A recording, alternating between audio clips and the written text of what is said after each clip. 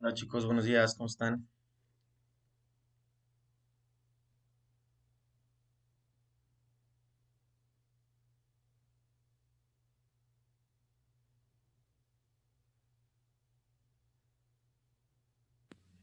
Buenos días, chef.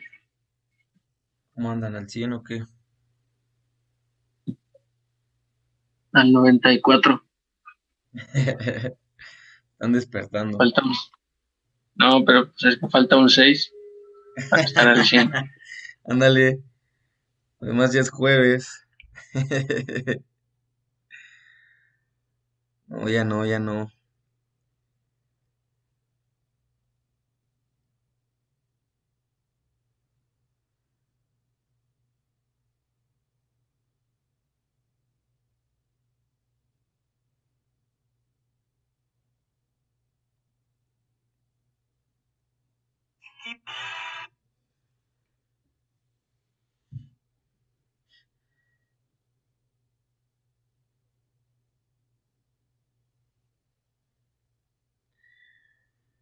Muy bien. Bueno, vamos a retomar desde donde nos habíamos quedado el día de ayer, ¿sale? Mm, mm,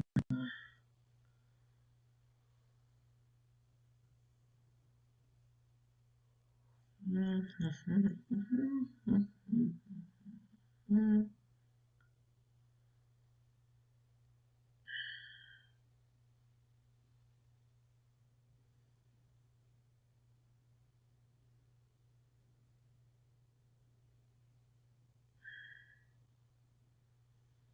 Pasamos lista. Ahorita está Aranza, Jorge y Miguel. Ahí entra Charlie, Miguel, Jorge, Aranza, Charlie. Falta por ahí Wandari y Esteban. Estamos a 25 de marzo.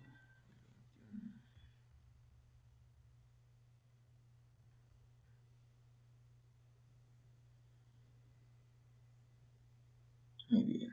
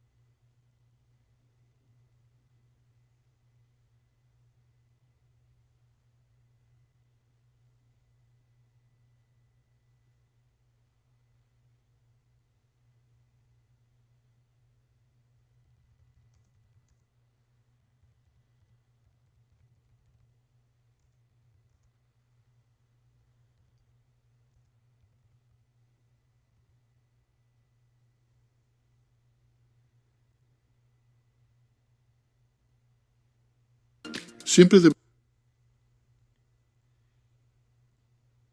Muy bien. Chicos, vamos a terminar de ver el videito. Faltaron como 4 minutos del día de ayer. Y vamos a ver otro que tiene que ver con eh, es aplicado igual al plan de contingencia, ¿sale? Pero tiene que ver con rayos, ¿qué hice? Permítanme.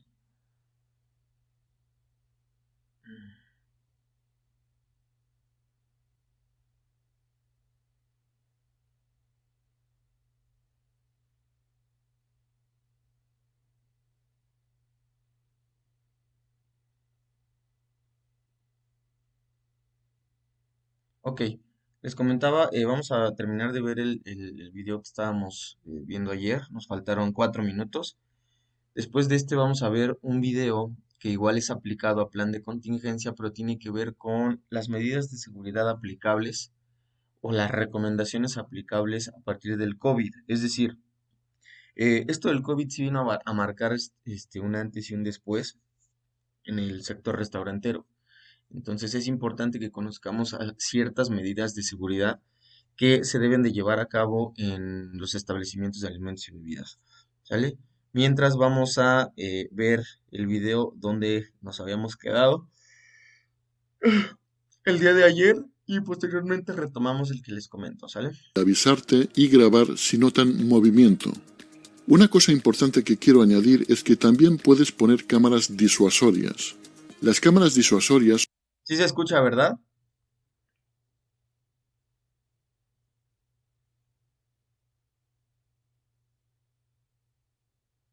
Chicos, ¿sí se escucha el audio del video? son cámaras falsas Sí, chef. Dale, gracias. que desaniman a gente con malas intenciones. De esta manera solo necesitas poner una cámara real, que es la que vale dinero, y el resto pueden ser falsas. Y estas son las cámaras que yo tenía en mi Sí se cafetería. escucha. Gracias.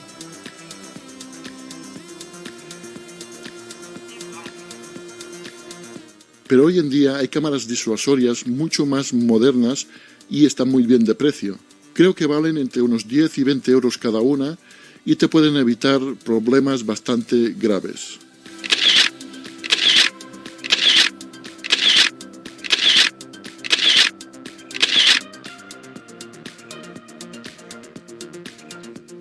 Siempre debes tener a mano con letra grande y clara los números de teléfono de emergencias.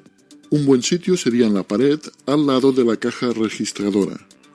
Sería muy buena idea tener el teléfono de la policía, bomberos, ambulancias y otros que tú creas necesarios.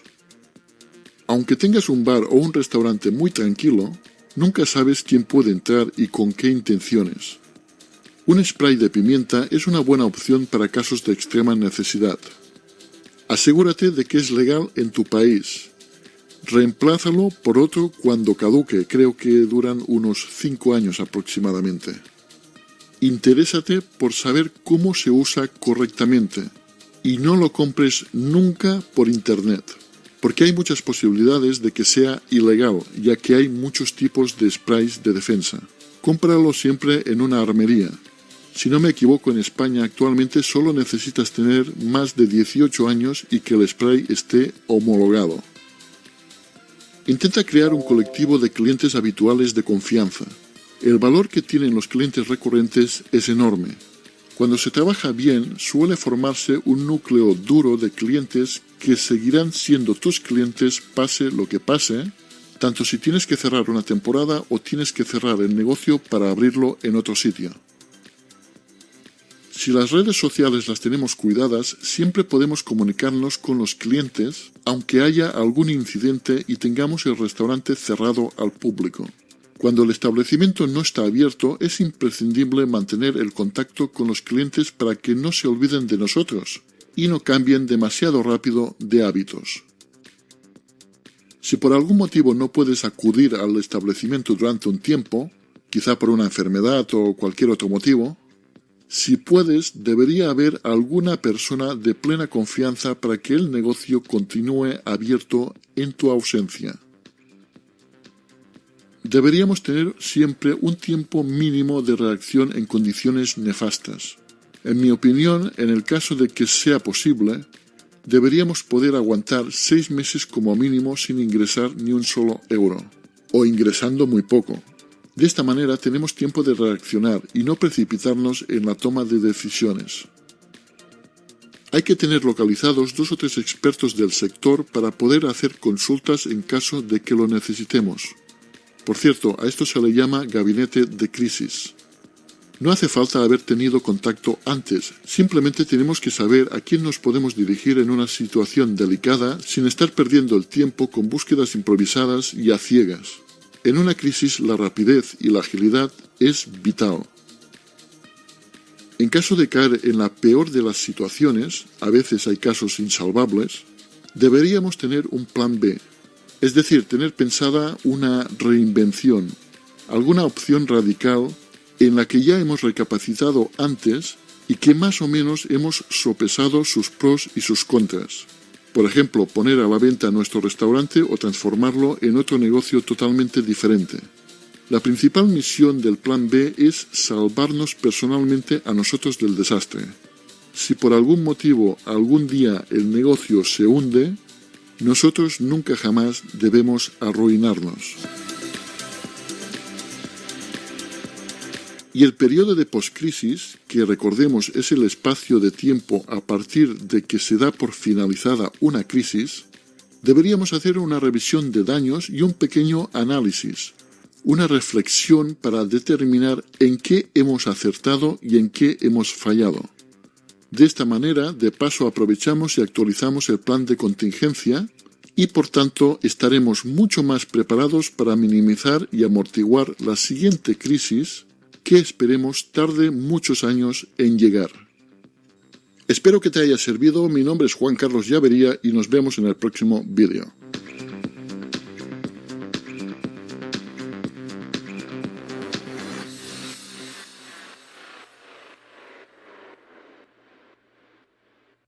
Bien, como podemos ver, en esta parte o en este video, mejor dicho, esta persona nos da como las recomendaciones, pues básicas, ¿sale? Que debemos de tomar en cuenta para tener un establecimiento de alimentos y bebidas.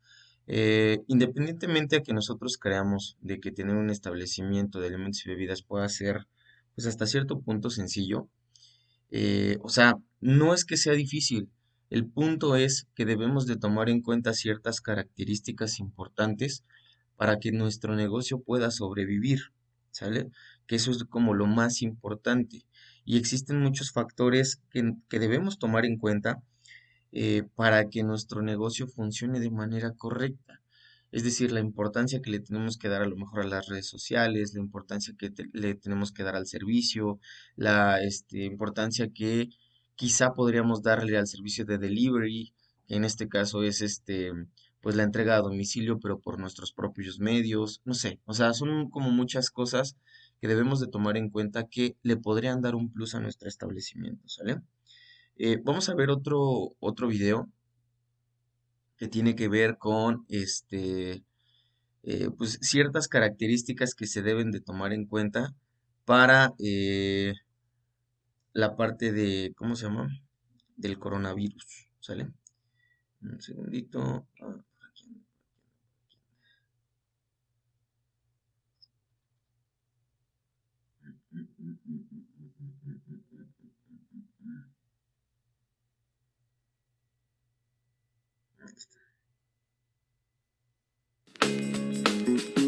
Ahí está, ¿sale?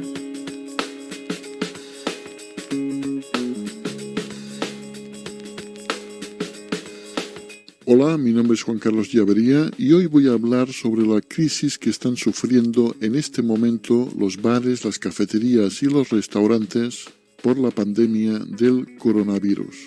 Ya te adelanto de que yo no tengo una solución y no creo que alguien la tenga. Ni siquiera se sabe qué es lo que va a pasar durante esta crisis y cuando acabe, qué es lo que va a cambiar. De todas maneras, siempre se pueden extraer cosas positivas de lo negativo. Especialmente pueden sacar cosas positivas aquellos que están planeando montar su negocio de hostelería y que aún no lo han empezado. En primer lugar, déjame decirte que una de las cosas que todos tendríamos que hacer antes de abrir un negocio es crear un plan de contingencia. Un plan de contingencia es un plan de previsión de crisis, que incluso puede estar en un apartado dentro del plan de negocio. Y este plan de contingencia, su función es crear salidas de emergencia y establecer amortiguadores para cuando nos encontremos ante una crisis.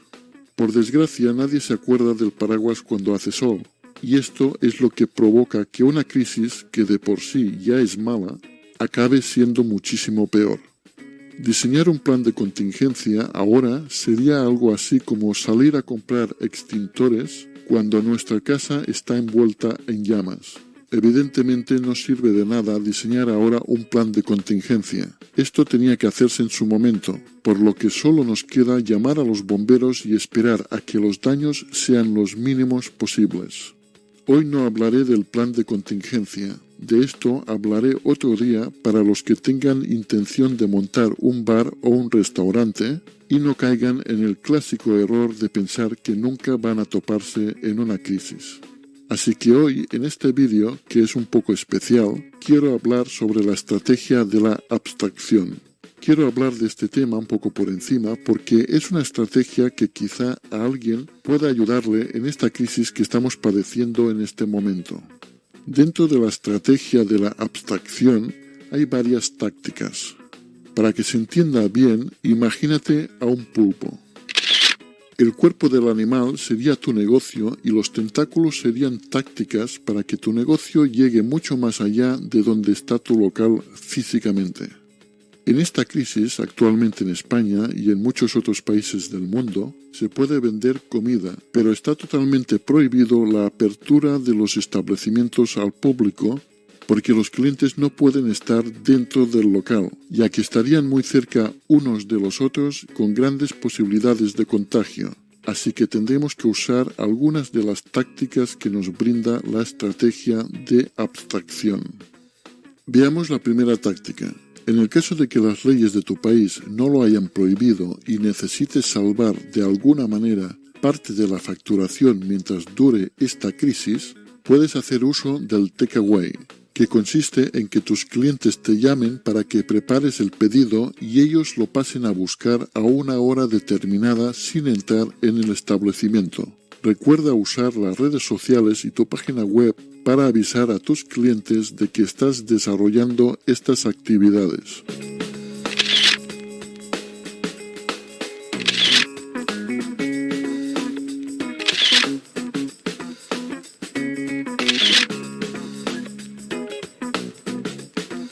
Después tenemos el delivery, que consiste en entregar tu servicio al domicilio del cliente. Si haces reparto, ten en cuenta las medidas de seguridad que te exige el gobierno de tu país. Si tenías una base de clientes recurrentes, este servicio puede serles bastante útil.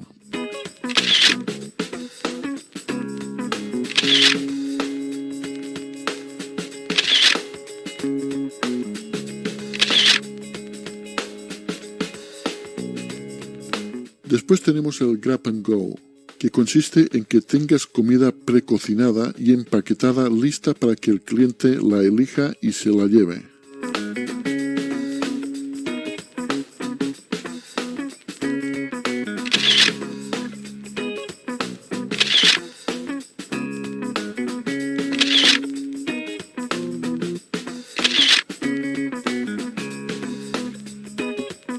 Y por último tenemos el drive-thru, que consiste en que el cliente pida el servicio desde su coche sin necesidad de bajar del vehículo.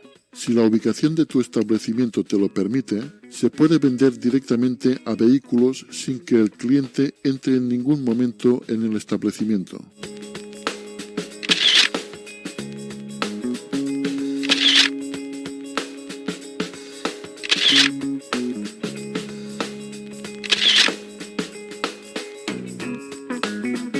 Hay más tácticas dentro de la estrategia de abstracción, pero no servirían para ponerlas en práctica dentro de esta crisis en concreto, así que las dejaremos para otro día. Ahora solo he querido hablar un poco sobre esta crisis que está azotando la economía de la hostelería y de muchísimos más sectores. Recuerda, muy importante, el local debe estar cerrado al público, pero esto no quiere decir que no trabajes. Si no puedes o no quieres hacer uso de las tácticas que he citado anteriormente, seguro que tienes trabajos por hacer que antes con el local abierto no podías hacerlos. Quizá tienes que redecorar el establecimiento. Quizá quieres hacer una limpieza en profundidad. Quizá tengas reparaciones pendientes. Puedes aprovechar para hacer un control de plagas. O quizá estabas pensando en replantear el negocio, reflexionar, reinventar, etc. Ya no solo por esta crisis del coronavirus, sino ya pensando a largo plazo, para cuando todo esto haya pasado. La conclusión final es que no facturar no significa dejar de trabajar. Aunque ahora parezca que se acabe el mundo, tarde o temprano todo va a volver a la normalidad. No sé si todo volverá a ser exactamente igual que antes, pero todo volverá a estabilizarse. Las grandes crisis impactan muy duramente y dan la impresión de que todo está perdido, pero eso no es así. Mi nombre es Juan Carlos Llavería, nos vemos en el siguiente vídeo.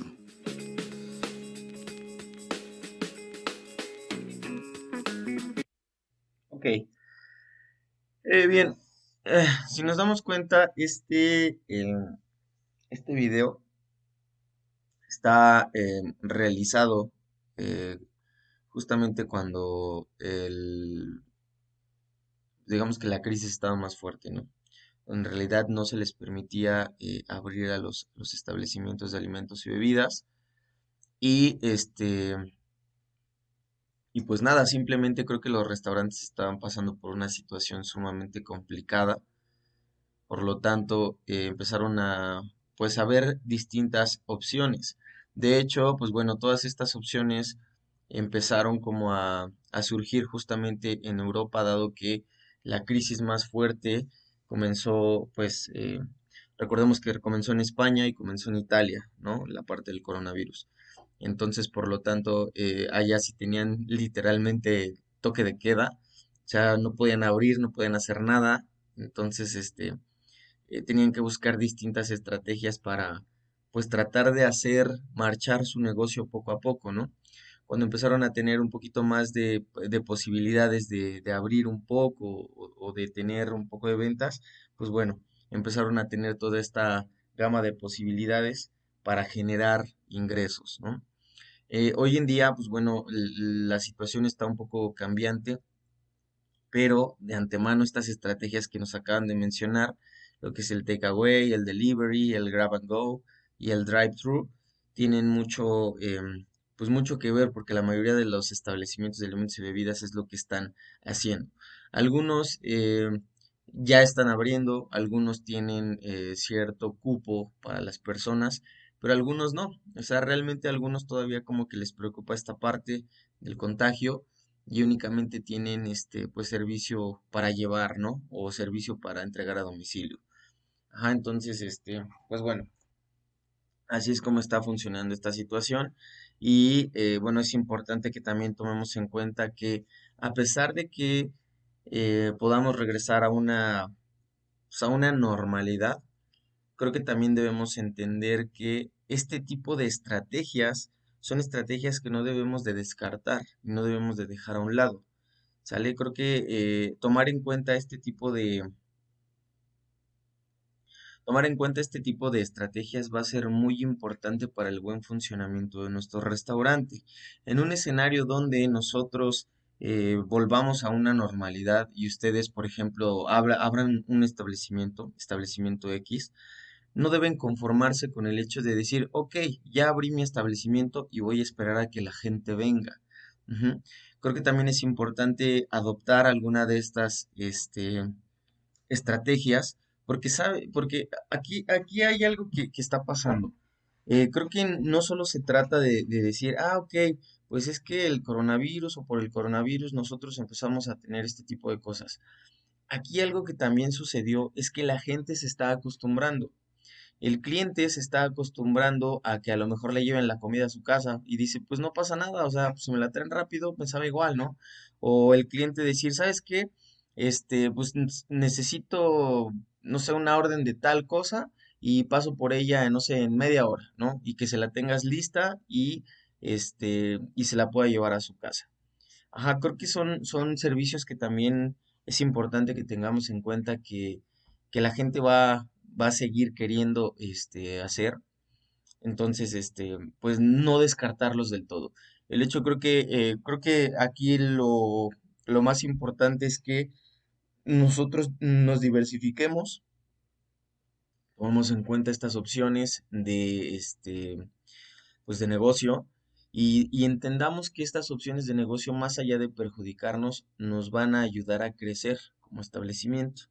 Si nosotros volvemos de plano a decir, ah, sí, pues ya se terminó esto y pues ahorita ya está más tranquilo, pues ya que vengan a comer hasta acá, pues también vamos a perder muchos clientes, ¿sale? Entonces, creo que lo ideal es que adoptemos estas opciones perdón, adoptemos estas opciones y hagamos crecer nuestro negocio. ¿Sale? Bueno, también hay que tomar en cuenta, por ejemplo, en el caso de delivery, que no necesariamente pues tenemos nosotros que dejar el alimento por nuestros propios medios.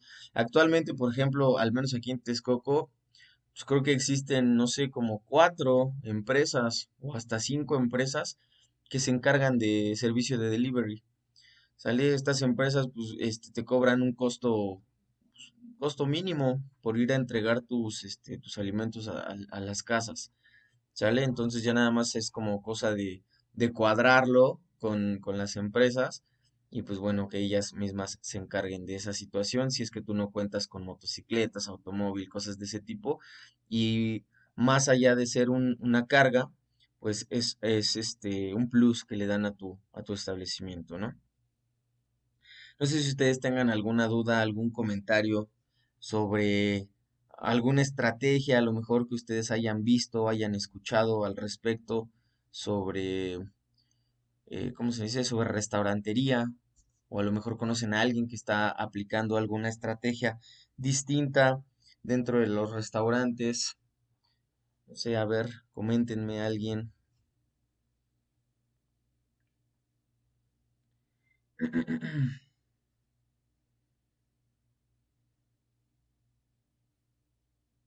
¿Nadie?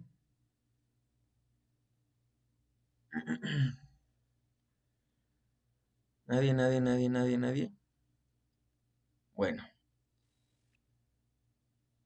Bien, entonces vamos a seguir, vamos a descartar ya esta parte de los videos y vamos a retomar un punto importante que nos habla sobre justamente protección civil, ¿sale?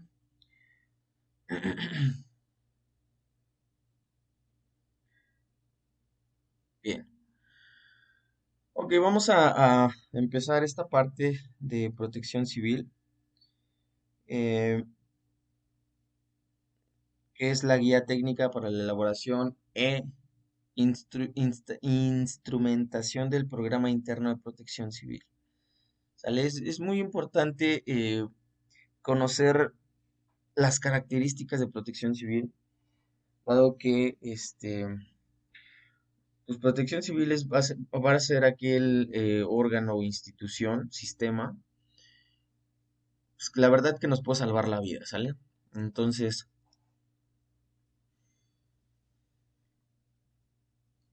perdón, es importante que nosotros conozcamos estas o las medidas de seguridad para que pues de cierta forma también nosotros sepamos aplicarlas, ¿no? Sepamos tomarlas en cuenta en un futuro si es que nosotros estamos en un establecimiento o en X lugar trabajando. Para ello entonces tenemos aquí la guía técnica para la elaboración e instrumentación del programa interno de protección civil. ¿Sale? Bien, entonces, bueno, como vemos, tenemos aquí varias cosillas. Ajá, tenemos la unidad interna de protección civil, la definición, objetivo, organización, funciones, nivel central o matriz, características para cada inmueble, programa interno de protección civil, definición, objetivo, desarrollo del programa, programa de prevención, definición, funciones. El subprograma de auxilio, definición, funciones, subprograma de recuperación, definición y funciones, ¿sale? En este caso, bueno, tenemos algunos anexos, que en este caso es la organización de la unidad interna de protección civil, componentes del programa interno de protección civil, formación de brigadas, programa de actividades, señales en materia de protección civil, equipo, equipo de seguridad, botiquines de primeros auxilios, ejercicios de simulacros y actas constitutivas e instructivo de llenado. ¿Sale? Son características generales que debemos conocer acerca de protección civil, entonces es importante que las tomemos en cuenta.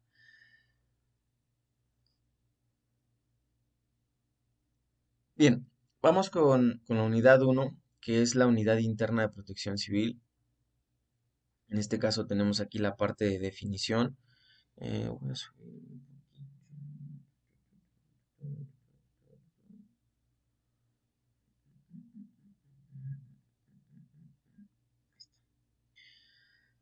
Bien, la definición tenemos que es el órgano normativo y operativo cuyo ámbito de acción se circunscribe a las instalaciones de una institución, dependencia o entidad perteneciente a los sectores público, privado o social, que tiene la responsabilidad de desarrollar y dirigir las acciones de protección civil, así como elaborar, implementar y coordinar el programa interno correspondiente. El objetivo principal nos dice que es elaborar, instrumentar y operar el programa interno de protección civil en los inmuebles de las dependencias y organismos de los sectores públicos, privados y sociales, con base en la normatividad establecida dentro del Sistema Nacional de Protección Civil por la Secretaría de Gobernación. Ok, aquí vamos a hacer una pausa porque, bueno, aquí nos dice que todo es en base a la normatividad establecida dentro del Sistema Nacional de Protección Civil. Ajá. Tomemos en cuenta que, dado que es un programa de ayuda, por así llamarlo, o de protección hacia la sociedad, este organismo de protección civil, o este sistema de protección civil, tiene una serie de normativas y de leyes que son, pues que la verdad es que están bastante largas. O sea, la verdad, les comentaría que encontré la normativa, la última normativa, publicada en la Gaceta Oficial, pero la verdad es que está larguísima y no quise aburrirlos con eso, porque son puras normas, puras leyes, puros estatutos que, pues bueno, que fueron dictados por el gobierno y que se tienen que respetar para llevar a cabo, ciertos programas de protección civil. Estamos hablando de que era un documento de 67 hojas. Dije, no, es demasiado. Entonces, bueno, hay que tomar en cuenta que sí existen reglas, existen leyes y existen normas que rigen el programa de protección civil, ¿sale? Y obviamente estas leyes y estas normas se van modificando, van cambiando conforme los años y conforme los gobiernos van entrando, ¿sale? Me parece que, bueno, lo último que encontré de la última publicación de protección civil fue el 2017. No sé si haya una nueva y todavía no la hayan subido a internet, pero bueno, la última que encontré fue del año 2017 y era de 60 y tantas hojas. Entonces, bueno, sí es importante conocer que sí existe un respaldo de normativas. Tenemos que entonces, por parte de la organización, nos dice que la unidad interna de protección civil está conformada por el área de oficialía mayor, gerencia o administración de recursos humanos de las dependencias y organismos, en el nivel central o de matriz, y para cada inmueble por un responsable del mismo, jefes de piso y brigadas, las cuales, por ejemplo, pueden ser de primeros auxilios, de prevención y combate de incendios, de evacuación, de búsqueda, de rescate, según el anexo 3.1. ¿Sale? Entonces vamos a tener que la organización de la unidad de protección civil, pues bueno, va a depender, ¿no? Y va a depender porque se puede conformar distintas brigadas con funciones específicas. Ahora bien, las funciones nos dicen que para asegurar una acción integral, concentrada y eficiente, se deberían considerar las siguientes funciones. Bien, como primera función, tenemos que el nivel central o de matriz, función de nivel central o de matriz, tenemos que se tienen que adecuar el arreglo interior, el contrato colectivo u ordenamiento jurídico administrativo correspondiente a fin de incluir de manera formal la materia y acciones de protección civil. Gestionar la ubicación de la unidad interna de protección civil dentro de la estructura organizacional de la dependencia u organismo. Y difundir en todos los inmuebles, tanto del Distrito Federal o en este caso Ciudad de México, como en el interior del país, los lineamientos que sobre la materia emita el Sistema Nacional de Protección Civil. Posteriormente tenemos para cada inmueble, nos dice que cada inmueble tiene que elaborar, instrumentar y operar el programa interno de protección civil del inmueble. Posteriormente se tienen que identificar, evaluar los riesgos internos y externos a los que se están expuestos los inmuebles. Luego tenemos que se tiene que identificar, clasificar, ubicar y registrar los recursos humanos, materiales y financieros que se disponen para hacer frente a la situación de emergencia.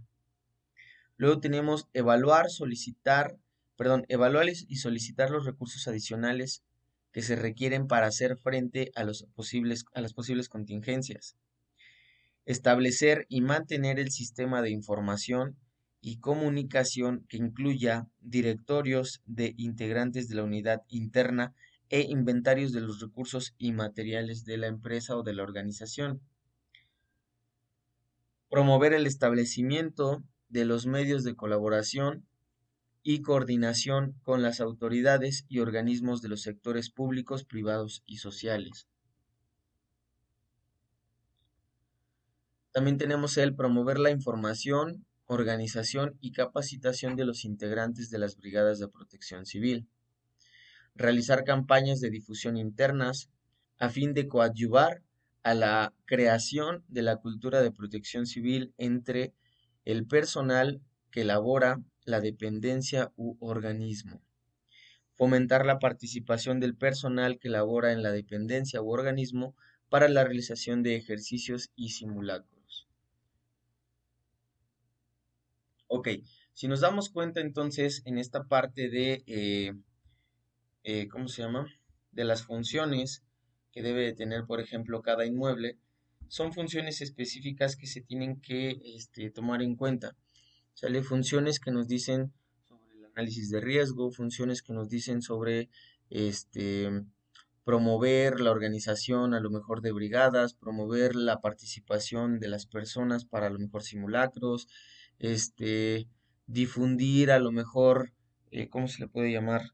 Características importantes que se deben de tomar en cuenta a lo mejor para las evacuaciones o para los planes de emergencia, entre algunas otras cosas. ¿Sales? Más que otra cosa es incentivar al personal a que tenga que participar y que tenga que estar al pendiente y conocer cuáles son, mm, ay, se me fue la palabra. Bueno, cuáles son las rutas a seguir o las características a seguir, ajá, con respecto a algún plan de emergencia o contingencia. Posteriormente, esto ya lo vi, no, ahí está. Posteriormente vamos con el programa interno de protección civil, ¿sale? Bueno, vamos a dejarle hasta aquí porque ya estamos ahorita en el último minuto y si no, no me voy a quedar hablando a medias. Entonces, vamos a dejarle aquí en programa interno de protección civil y lo retomamos ahorita en unos, vamos a darle unos 8 minutos, ¿no? Porque son las 7, bueno, vamos a darle 10 minutos. 7:53, los veo de regreso, ¿sale? Ya. No puede ser. Órale, pues los veo de regreso 7:53.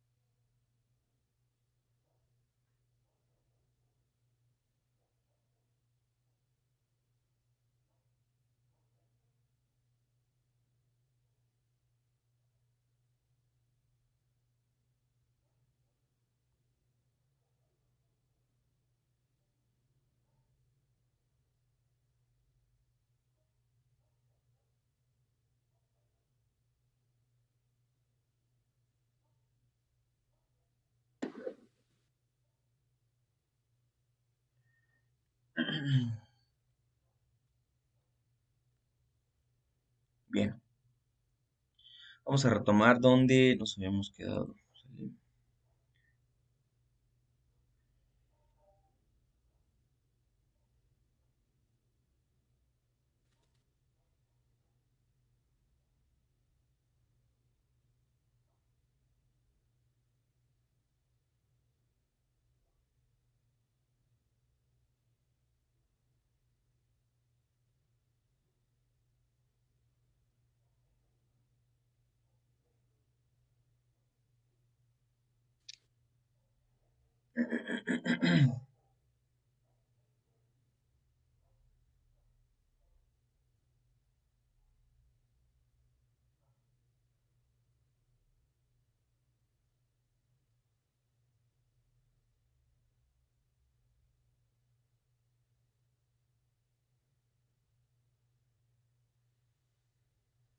Bien, entonces habíamos quedado en esta parte de donde ya íbamos a empezar a hablar de el programa interno de protección civil. Este, vamos con la parte de definición.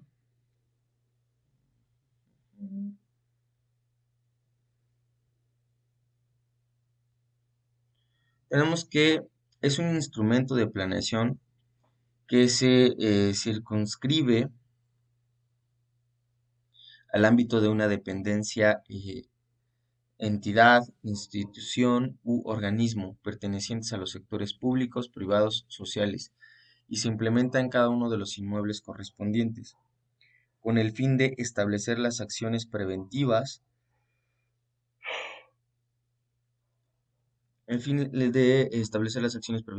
y de auxilio destinadas a salvaguardar la integridad física de los empleados y de las personas que concurren a ellos, así como de proteger las instalaciones, bienes e información vital ante la ocurrencia de una calamidad. ¿Sale? Entonces vamos a tener que esa es como tal la parte del el instrumento de planeación o el plan de contingencia. ¿Cuál es el objetivo específico? Nos dice que es establecer las acciones preventivas y de auxilio destinadas a salvaguardar la integridad física de los empleados y de las personas que concurren las instalaciones y proteger los bienes e información vital ante la ocurrencia de una calamidad. Durante el desarrollo del programa, nos dice que el desarrollo del presente programa está basado en la normatividad, establecimiento de medidas y dispositivos de protección, seguridad y autoprotección para el personal, usuarios, bienes ante la eventualidad de algún desastre, a fin de hacer una diferenciación con respecto a la eventualidad de un desastre, así como la distinción por función y carácter de las acciones. Se han determinado procedimientos sistemáticos subdivididos en 3 subprogramas sustantivos del Programa Interno de Protección Civil, en este caso que es la prevención, el auxilio y la recuperación, que son los 3 subprogramas importantes que se deben de tomar en cuenta.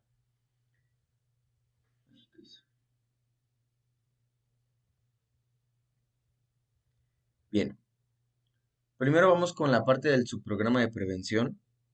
Tenemos que para el subprograma de prevención como definición tenemos que es el conjunto de medidas destinadas a evitar y o mitigar el impacto destructivo de las calamidades de origen natural o humano sobre la población o sus bienes, así como sobre el medio ambiente. ¿Sale?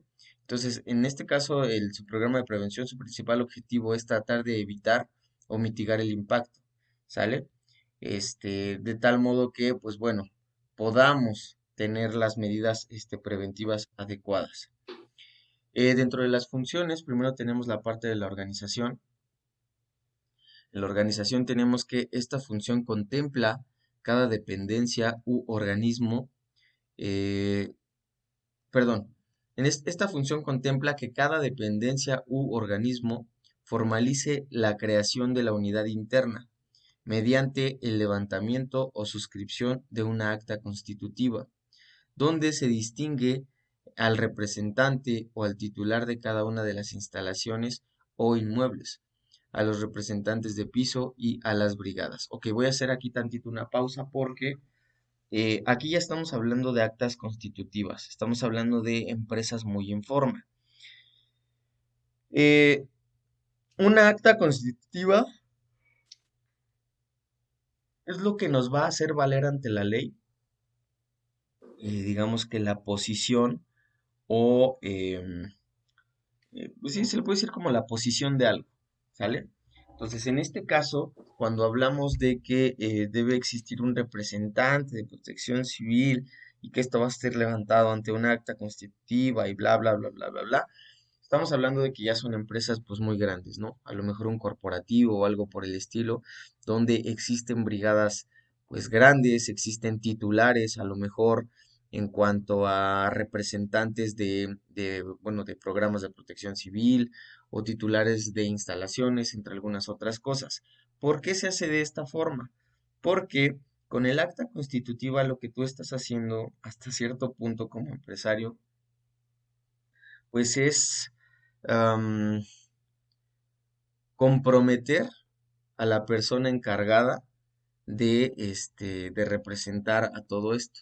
¿Sale? O sea, no nada más se trata de decir, ok, vamos a hacer las brigadas y tú te vas a encargar o tú vas a ser representante, ¿no? Ya no es tan simple. Cuando estamos hablando de corporativos o unidades más grandes, sí se necesita como cierto nivel de compromiso. Y este nivel de compromiso únicamente se adquiere mediante el asentamiento o suscripción de un acta constitutiva, ¿sale? Entonces, pues bueno, aparte, bueno, que aparte hay que también saber recalcar que, pues una acta constitutiva, este, pues también tiene un costo, o sea, no son baratas. Entonces, hay que tomar en cuenta también esa situación, ¿no? Nos dice que por lo que respecta a la integración de brigadas, es conveniente considerar como criterio básico el contar con cuatro tipos.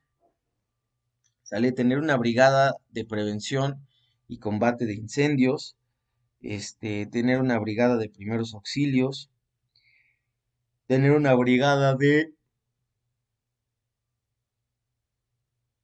evacuación, ¿sale? Y también tener una brigada de búsqueda y rescate. Son las cuatro brigadas principales que podemos tener, o las que engloban, como casi todo, ¿sale?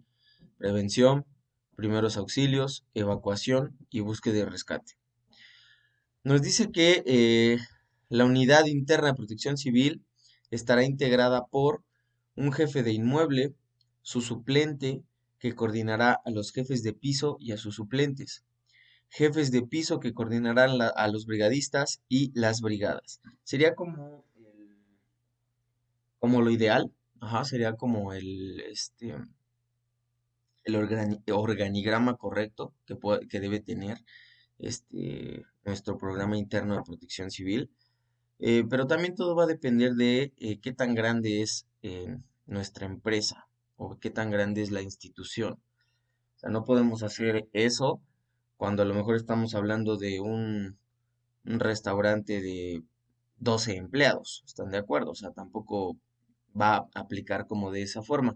Cuando estamos hablando de que ya tenemos, no sé, más de 50 empleados, ahí es donde ya puede aplicar esta parte, porque pues ya podemos tener el jefe de inmueble, su suplente, el coordinador de piso, los suplentes, los jefes de piso y aparte los brigadistas, y pues está cañón, ¿no? Estamos hablando de que es un grupo de al menos de 20 personas. Entonces, pues ahí sí ya únicamente aplica para establecimientos o empresas grandes. Considerando la cantidad de jefes de piso y de brigadistas en función del diseño estructural del inmueble y de la cantidad de empleados y visitantes, se sugiere un brigadista por cada 10 empleados. Sí, imagínense, estamos hablando ya más de 50 empleados. Los brigadistas, bajo la coordinación de su jefe, ejecutarán las acciones de prevención, auxilio, recuperación ante desastres, las cuales serán reforzadas con las experiencias obtenidas como resultado de la práctica de los ejercicios, simulacros y de la capacitación y el adiestramiento que se reciba en materia de protección civil, ¿sale? Entonces, todas estas personas, los jefes, coordinadores, brigadistas, etcétera, deben de tener capacitaciones mediante el personal de protección civil. No únicamente se trata de decir, ok, pues tú te vas a encargar de ser de primeros auxilios porque pues no hay nadie más y nadie más quiere, ¿no? Entonces es como muy lógico. Entonces, y pues bueno, ¿cómo los vas a ayudar? Pues ay, chécate en internet. No. Aquí lo ideal es que todas estas personas o las brigadas internas de las empresas deben de tener ciertas características. Y estas características tienen que ser adoptadas y aprendidas a partir de la capacitación del personal de protección civil. ¿Sale? Bien. Por otro lado, tenemos la documentación del programa interno. Nos dice que en función cuyo objetivo es el de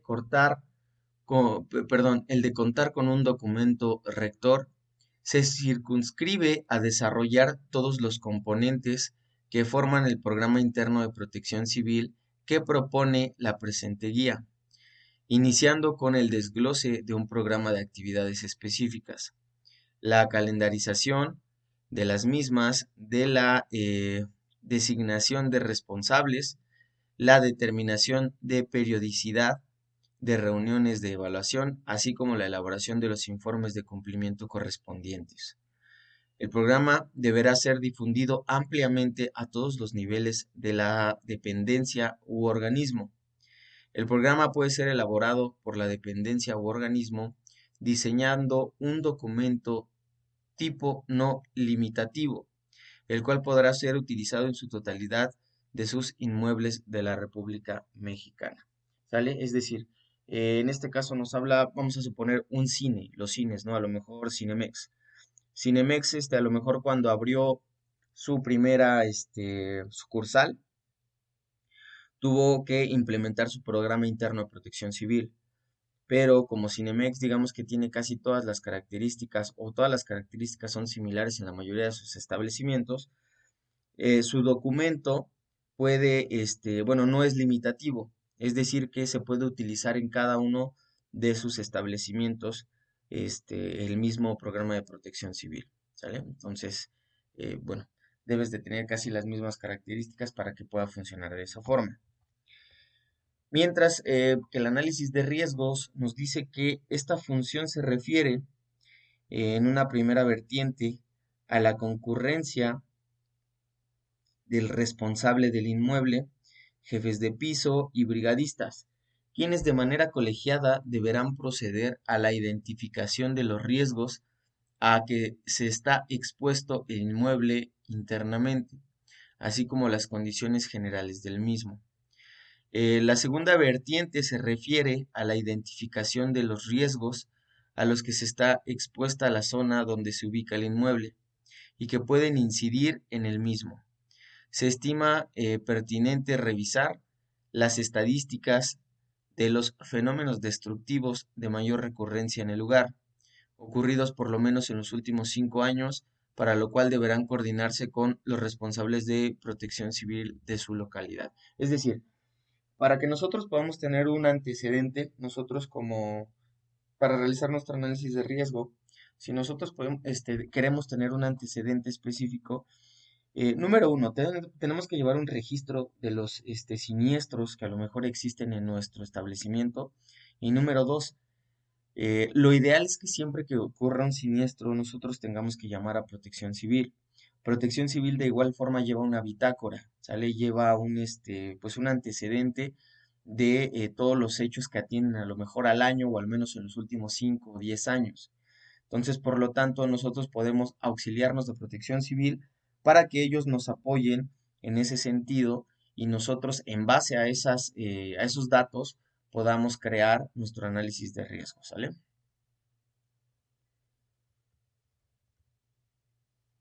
Por otro lado, tenemos esta parte que son los directorios e inventarios. Nos dice que esta función se refiere a la elaboración del directorio de personas integrantes de la unidad de protección civil. El directorio de organizaciones de respuesta y emergencias de la localidad, el inventario de recursos humanos, inventario de recursos materiales e inventario de los inmuebles de la dependencia u organismo. ¿Sale? Siendo el primero el directorio de personas integrantes de la Unidad Interna de Protección Civil, en este directorio debemos de tener los contactos de todas las personas que forman parte de pues digamos que esta unidad interna de protección, es decir, los jefes, los de las brigadas, todas esas personas que se encargan de salvaguardar la integridad de sus compañeros trabajadores. Es importante que entre todos ellos se tenga una red de, ¿cómo se le llama? De comunicación. No obstante, también es importante que en ciertos departamentos, si estamos hablando de una empresa grande, es importante que también en los departamentos podamos encontrar información detallada con el directorio de estas personas. Es decir, vamos a suponer que a lo mejor nosotros estamos en el departamento de ventas, ¿no? O departamento de compras y se suscita, no sé, algo. Simplemente hay una situación que está ocurriendo, entonces por lo tanto necesitamos primeros auxilios, ¿no? Y entonces a lo mejor la primera instancia va a ser, ok, no puedo llamar a Protección Civil porque no tengo a lo mejor el contacto, pero a lo mejor en la pared está pegado un cartel donde te dice que si necesitas ayuda o primeros auxilios, marcar a tal número, ¿no? O a tal extensión. Y ya tal extensión te dice, ah, ok, pues no sé, en un minuto están allá, ¿sale? Puede funcionar de esa forma. Por otro lado, también tenemos el directorio de organizaciones de respuesta y emergencia de la localidad. En este caso, eso es básico también para todos los establecimientos, hablando de bomberos, hablando de la policía, hablando de protección civil, ambulancia, servicios médicos, no sé, entre algunas otras cosas, ¿sale? Todos este tipo de organizaciones de respuesta y emergencia debemos de contar con el contacto, debemos de contar con el número de emergencia para que podamos hacer uso de él. El inventario de los recursos humanos, en este caso debemos de conocer el número total de trabajadores que existen dentro del establecimiento o dentro de la empresa, contando a todos, personal de limpieza, personal, bueno, trabajadores, gerentes, jefes, todo, todo, todo, todo, debemos de tener este inventario. De igual forma, el inventario de los recursos materiales, es decir, la mayoría de las empresas, siempre que se realiza ¿cómo se le dice? Eh,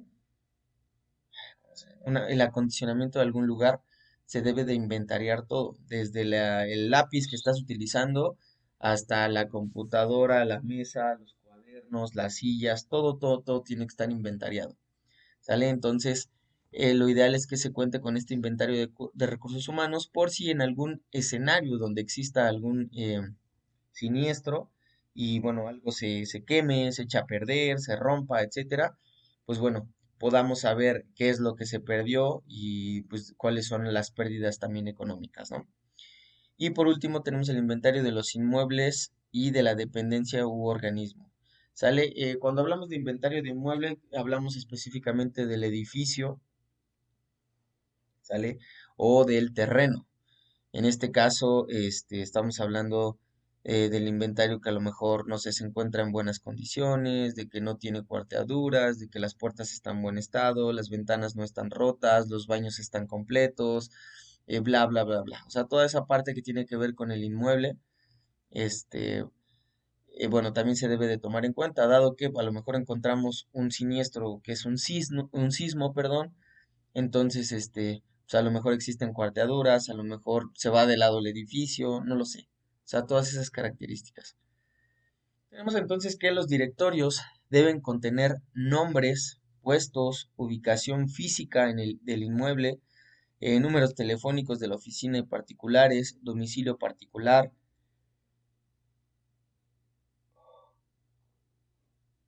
perdón, domicilio particular de los integrantes de la unidad interna y nombres, domicilio y teléfono de los organismos de emergencia.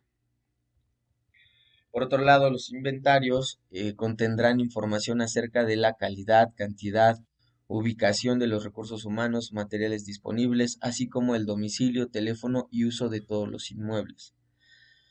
La realización de los directorios e inventarios, independientemente del uso interno, tiene por objeto alimentar al Centro Nacional de Comunicaciones de la Dirección General de Protección Civil de la Secretaría de Gobernación, con información que sirva de apoyo para sustentar la toma de decisiones del Centro Nacional de Operaciones ante la eventualidad de un desastre.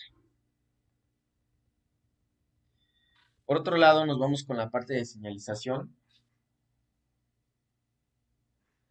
Nos dice que esta función comprende la elaboración e instalación de señales de tipo informativo, eh, prohibitivo, restrictivo, preventivo y de obligación en todos los inmuebles de las dependencias de los sectores públicos, privados y sociales, homogeneizando colores, tamaños, tipos de materiales, figuras, conforme a la norma mexicana existente sobre la materia. ¿Sale? Entonces vamos a tener que la señalización, principalmente en las instituciones de gobierno, las señalizaciones deben de seguir el protocolo básico establecidas en las normas mexicanas. ¿Sale? Entonces, no es que las privadas puedan hacer lo que quieran, no, pero bueno,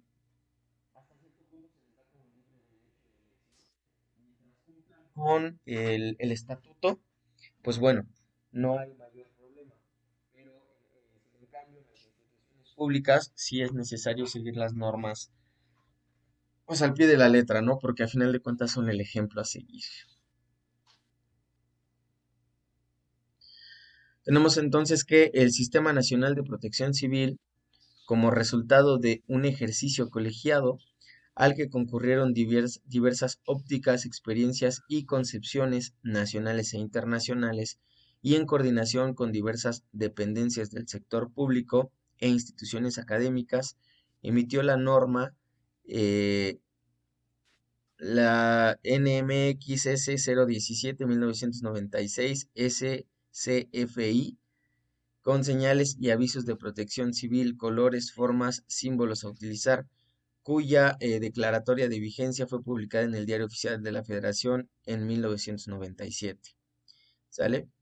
Tenemos entonces que el programa de mantenimiento nos dice que a esta función corresponde la determinación, estructuración, aplicación de normas y procedimientos internos de conservación de carácter preventivo y correctivo, tendientes a disminuir la vulnerabilidad de los inmuebles mediante el óptimo estado de los sistemas eléctricos, hidrosanitario, de comunicación, de gas y equipo de seguridad, entre algunos otros, evitando posibles fuentes de riesgo y o encadenamientos de calamidades.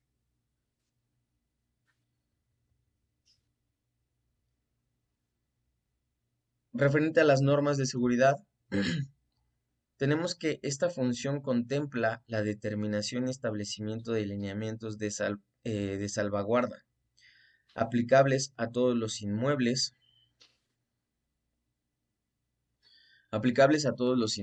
de las dependencias u organismos público, privado y social, considerando sus características y el tipo de actividad o servicio prestado,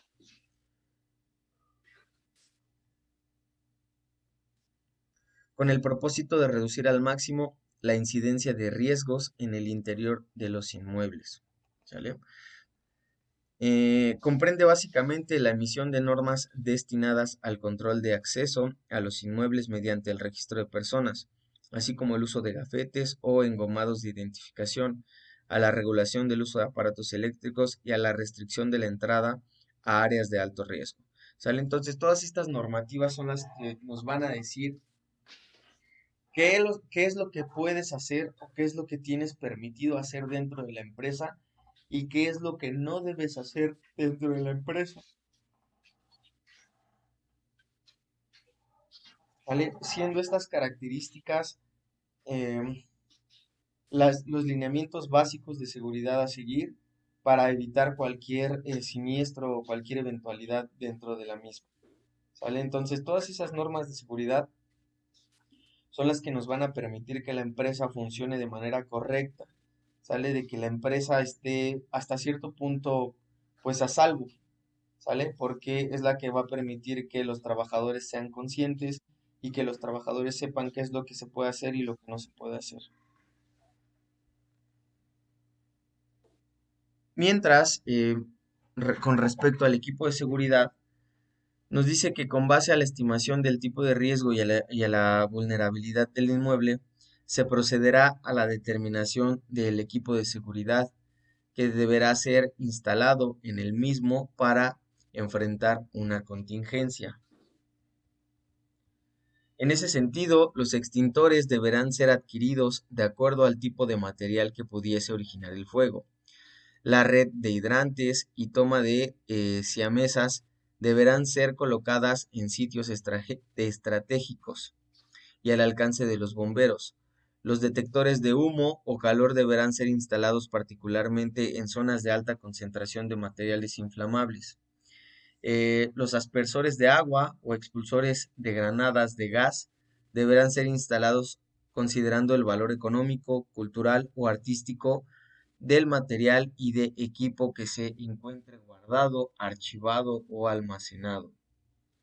El equipo de seguridad personal de los brigadistas deberá ser adquirido en cantidad y calidad adecuadamente para su utilización en caso de una emergencia, debiendo constar al menos de casco, lentes protectores, mascarillas para la respiración, botas, guantes, lámparas, hachas y palas.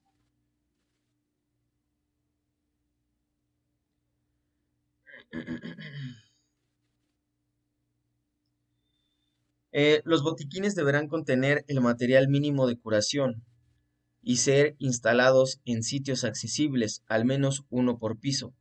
Asimismo, deben colocarse sistemas de alarma eléctricos o manuales y elaborar un inventario detallado de este equipo de seguridad, a fin de permitir una adecuada ubicación y utilización en caso de emergencia. Bueno, puede verse en los siguientes anexos. Entonces vamos a tener que, en el caso del equipo de seguridad, cuando estamos hablando este, mm, de los extintores, ¿sale? Los extintores deben de estar en una zona muy accesible, tanto para nosotros como para los bomberos. De igual forma, la parte de la vestimenta de los brigadistas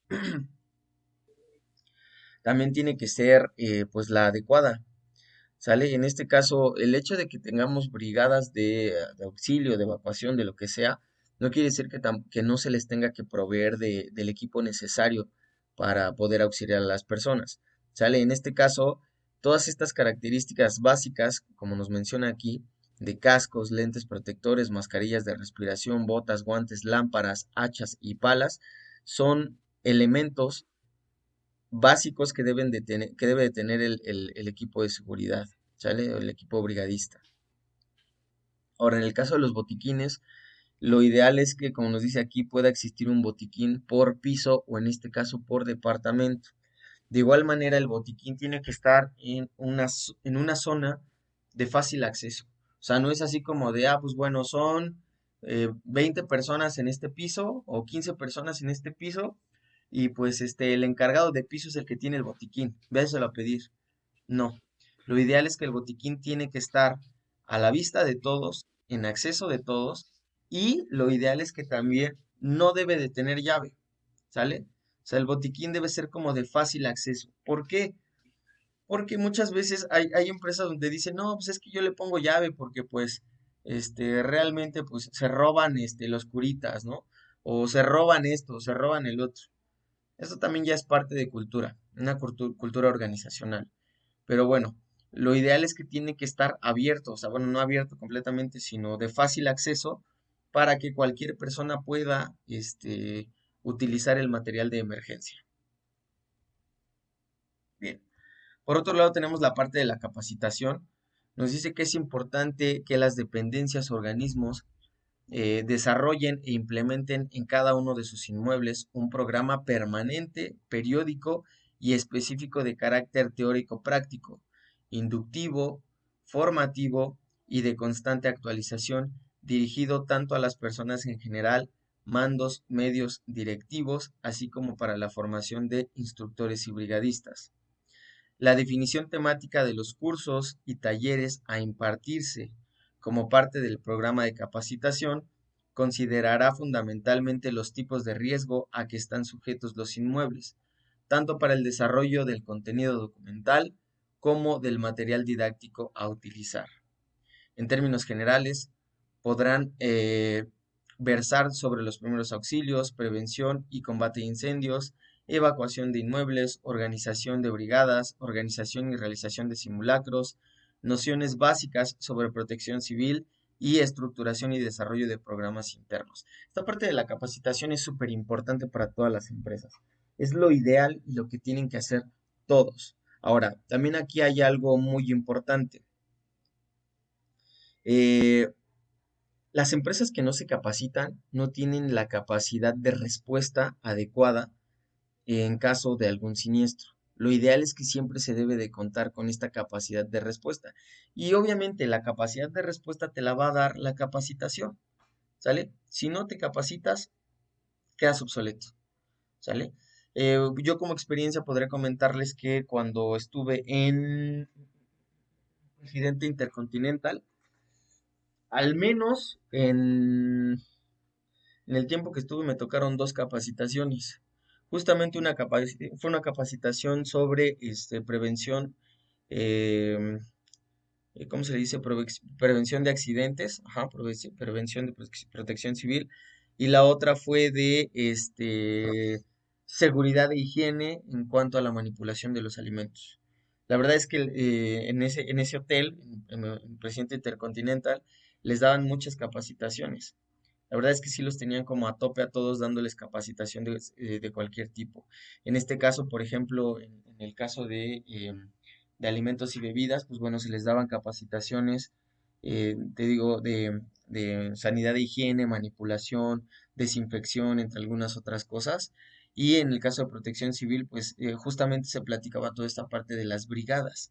Sale las brigadas de primeros auxilios, qué es lo que se tiene que hacer. Por ejemplo, lo que se manejaba mucho allá en Cancún, o lo que se maneja mucho, son los planes de contingencia y planes de emergencia para las tormentas tropicales y para los huracanes. Entonces, ya se tenían como centros específicos, qué es lo que tienes que hacer, hacia dónde tienes que dirigirse, etcétera, etcétera, etcétera. ¿Sale? O sea, realmente sí hay mucha capacitación en los hoteles de playa. Por otro lado, por la parte de la difusión y concientización, nos dice que en el marco de esta función se pretende crear conciencia y promover entre el personal que labora en los inmuebles de las dependencias u organismos una cultura de protección civil a través de la elaboración y distribución de diversos materiales impresos conteniendo pautas de actuación para antes, durante y después de la ocurrencia de la calamidad. Asimismo, se contempla la presentación de audiovisuales y la realización de jornadas, seminarios y conferencias.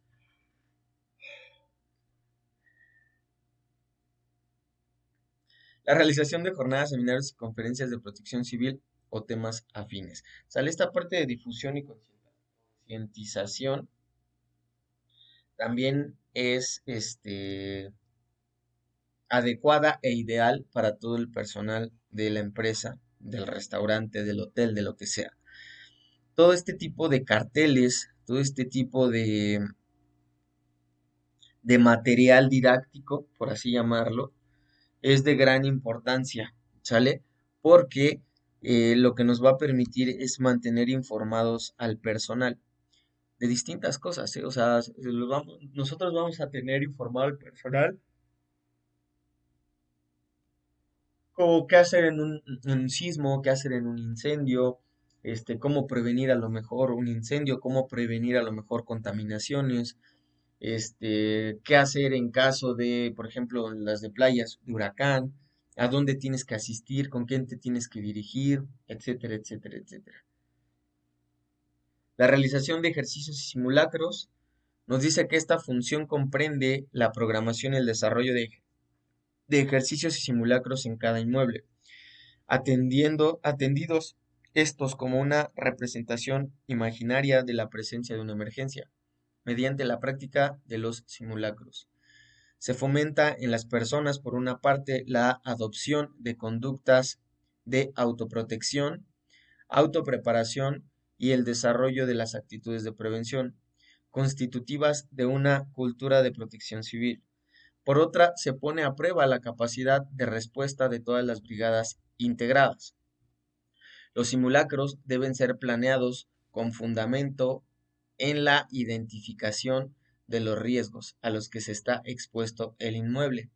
Deberán comprender desde el diseño del escenario hasta el proceso de la toma de decisión, y esto puede ser lo siguiente: por su operatividad, en este caso que son los ejercicios de gabinete o simulacros de campo; por su programación, en este caso con previo aviso o sin él; y por su frecuencia. Deberán realizarse primero los ejercicios de gabinete y consecuentemente los simulacros de campo, por lo menos 2 veces al año. ¿Sales? Es como la recomendación que te da Protección Civil. Las acciones realizadas en estos simulacros deberán contar con la presencia de personal interno y externo, cuya función será observar, evaluar y proponer las medidas de control a fin de corregir las desviaciones que puedan presentarse, y así disponer de la mejor capacitación y la mejor incurrencia en fallas en caso de presentarse un evento real.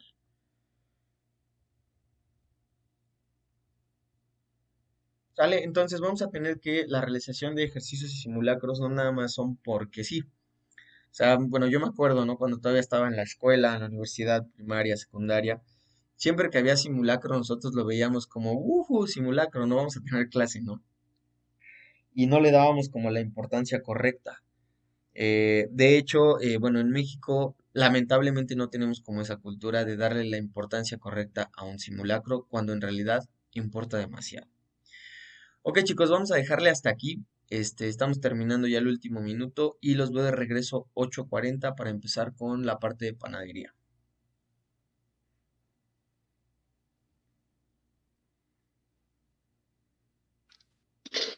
Va, pues. Órale, pues ahorita los veo.